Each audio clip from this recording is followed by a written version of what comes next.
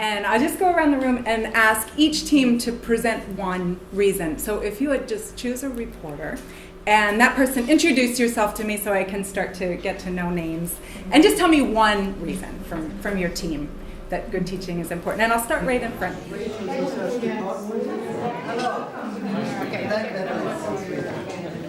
It's a pleasure to be here in Porto, and I want to thank my hosts for their gracious hospitality. It's a really exciting meeting because this is the very first of an annual CISPEE meeting, and so it's an honor to be part of it. And my name is Stephanie Farrell. I'm from Rowan University in the United States, and I'm here to present a workshop on effective teaching. And so what we'll be doing this afternoon with our 27 participants is introducing different strategies to involve students, get them actively engaged in the classroom. And so we'll be talking about different pedagogies of engagement, active learning, cooperative learning, teamwork, and different strategies that will really get students involved and get them participating in the classroom experience and take control of their own learning.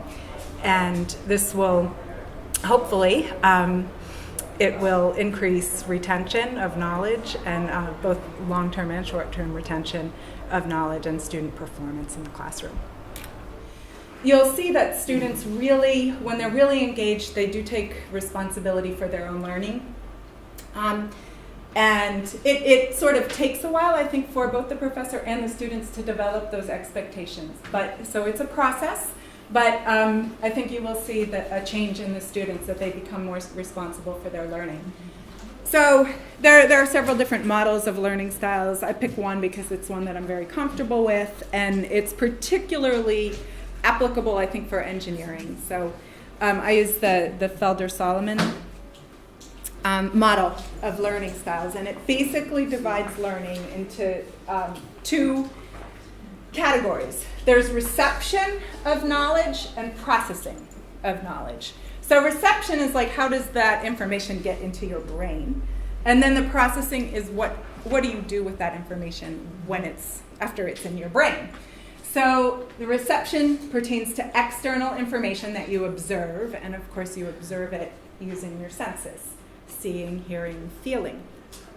In terms of processing, do people prefer to process actively or reflectively? And then in terms of the progression or understanding and taking that knowledge to the next level, some people are very sequential and go in a very logical step-by-step order.